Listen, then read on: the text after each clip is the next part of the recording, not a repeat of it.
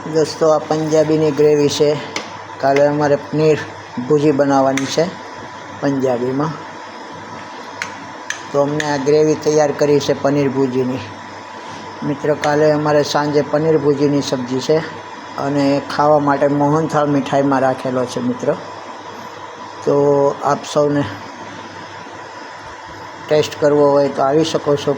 अमारा परम मित्र होय ते